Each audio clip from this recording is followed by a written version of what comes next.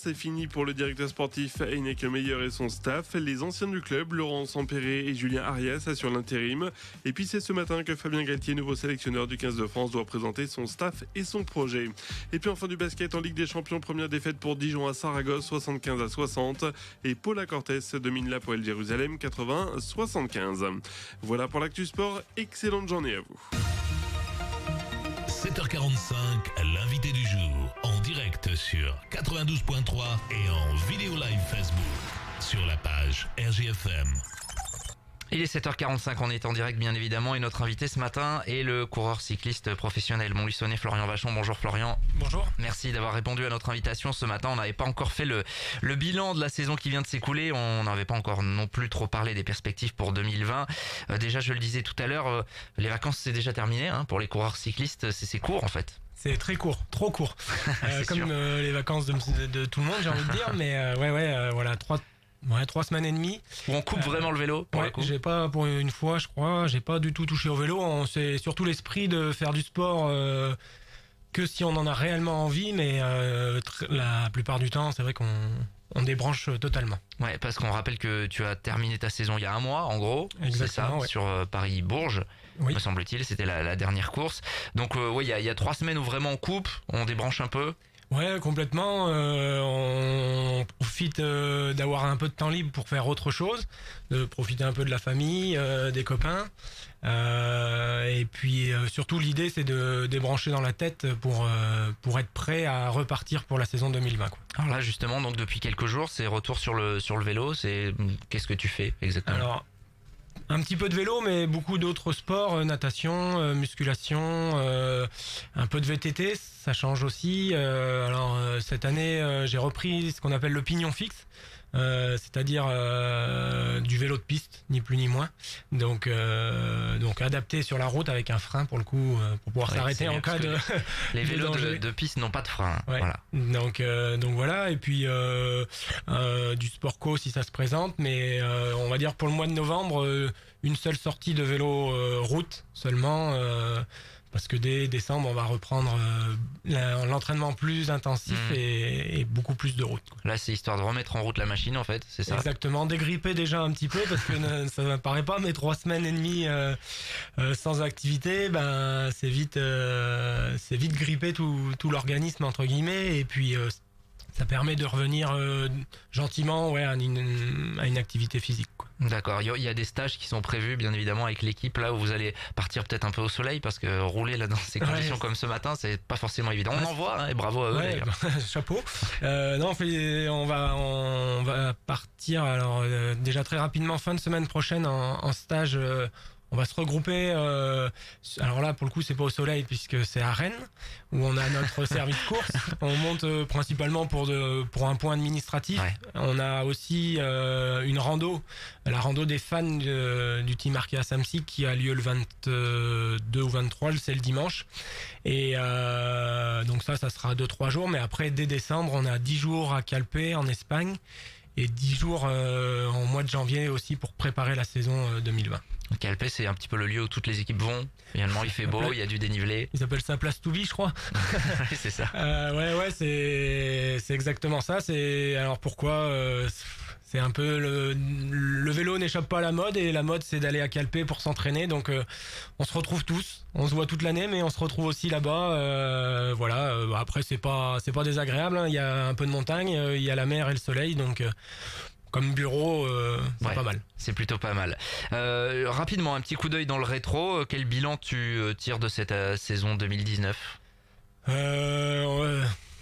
Mitigé entre guillemets parce que j'ai eu du mal à rentrer dans la saison. Je suis tombé malade très rapidement.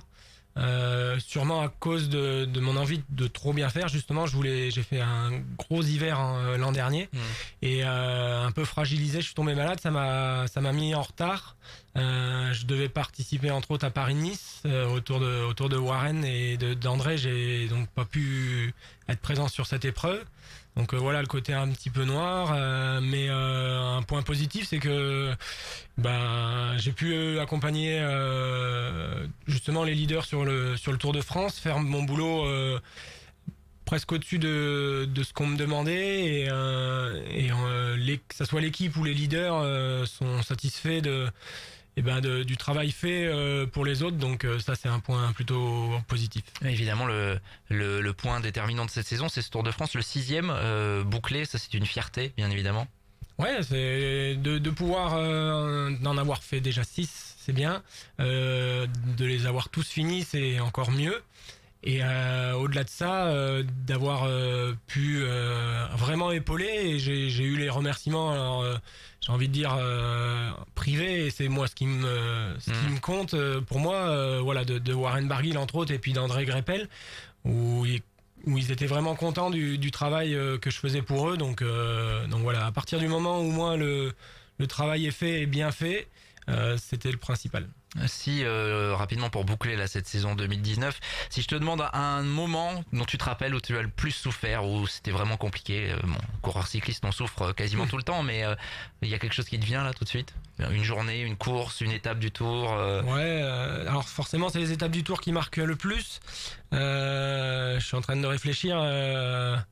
On a dû avoir très froid à un moment donné, mais ça a pas dû me marquer. Donc non, ouais, on a eu une grosse chaleur. On a eu de la chance sur ce Tour de France quand même par rapport à la canicule de cet été, parce que on avait une grande partie dans l'est. On s'est déplacé un petit peu avant ou après la canicule, mais on n'a pas eu de très grosse chaleur. Et il y a juste eu à Nîmes, après la journée de repos où il a fait très très chaud, on était à plus de 40-45 degrés il me semble.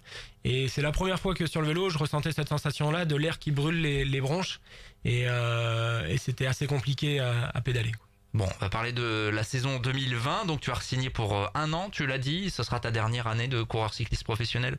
C'est acté avec mon employeur, c'est surtout acté dans ma tête, et je crois que c'est le principal en fait. Voilà, j'ai pas envie de faire la saison de trop, je veux être encore, on va dire, compétitif et pas finir sur une mauvaise note, donc je pense que c'était sage de ma part. En plus, faut aussi être honnête que l'équipe grandit, se structure et embauche de nouveaux très gros leaders, et les places vont être de plus en plus chères, donc au lieu qu'on me dise gentiment ça serait bien que t'arrêtes, je préfère prendre la décision l'année prochaine de mettre un terme, et puis c'est surtout que j'ai fait le tour et je veux passer à autre chose, quoi. Alors justement, recrutement, un gros recrutement de ton équipe Arkea Samsic. On a beaucoup parlé de Nairo Quintana, évidemment, pour ceux qui connaissent pas, c'est l'un des principaux leaders sur les grands tours, bien que voilà, il a peut-être pas le palmarès qu'on aurait pu estimer qu'il aurait pu avoir finalement. Et puis également l'arrivée de Nasser Boigny comme sprinter, ça change la donne, ça. C'est excitant de travailler avec des garçons comme ça qui ont quand même un très beau palmarès. Excitant, je sais pas, c'est enrichissant. C'est clairement enrichissant.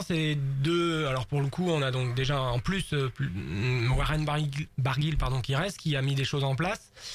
Mais de faire venir de nouveaux qui ont travaillé dans différentes structures, qui ont leur expérience, on va dire leur exigence aussi, ça sera enrichissant dans le sens où il va falloir s'adapter, on va beaucoup échanger. On a quand même Nairo Quintana qui vient de Colombie, des plateaux à plus de 4000 mètres. Il a une expérience, je pense, à nous apporter. Au-delà du sportif, certes, il y a le côté sportif et il va certainement vouloir mettre des choses en place lui aussi, mais il y a aussi le côté humain qui, dans l'échange, on parle pas que de vélo quand on est parti comme ça, par exemple 3 semaines sur le tour. Donc voilà, voir un petit peu quelle est la vie pour lui, et c'est dans ce sens-là que ça sera très enrichissant, quoi. Comme c'est ta dernière saison, est-ce que tu l'abordes un petit peu différemment, envie de la croquer à pleines dents, de profiter de chaque moment, c'est un peu ça? Pas encore, mais je pense que ouais, pour la compétition, ça c'est sûr que chaque départ, se dire que c'est le dernier, que l'année prochaine, ça sera tout à fait différent. Oui, je me dis que en fait, quand je verrai la pluie sur le carreau du bus, je partirai plus avec l'envie que les autres années, en me disant c'est la dernière, il faut en profiter et pas subir la course, quoi. Ça change quelque chose dans ta manière de te préparer ou pas du tout? Tu vas faire une prépa comme tu as fait les années précédentes? Comme les années précédentes, parce que je sais c'est trop tard pour essayer quelque chose de neuf. Ce que je veux, c'est être compétitif, sortir par le haut entre guillemets de cette carrière, Et donc je sais ce qui me va et je vais pas me risquer à essayer autre chose, quoi. Ouais. En termes de calendrier, t'as déjà une idée ou il est encore un peu trop tôt? Pas du tout.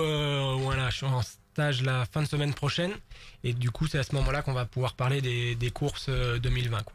Tes envies, ce serait quoi? Alors tu l'avais dit, le Tour de France, non, a priori, il y a beaucoup de concurrence et puis voilà, 6 participations, c'est déjà bien.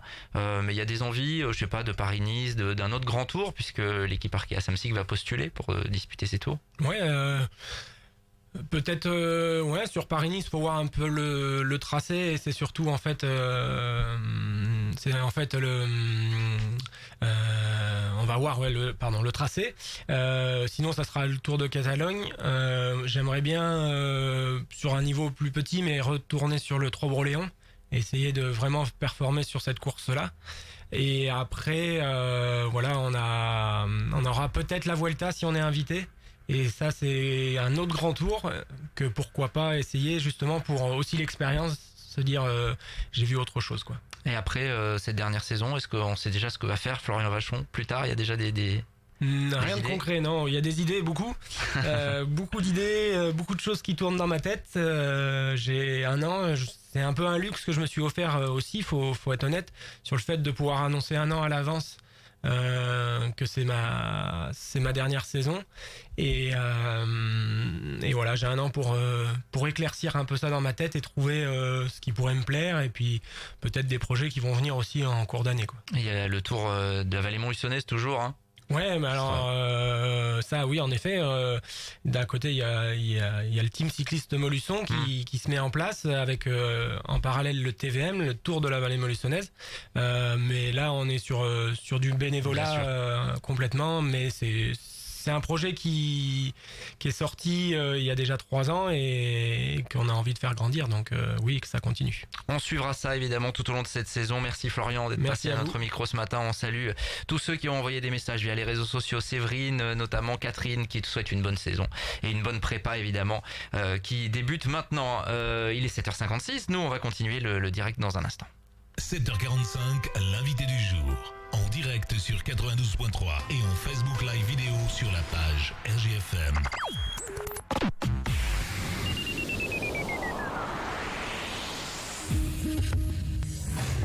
Peugeot Apsis Service présente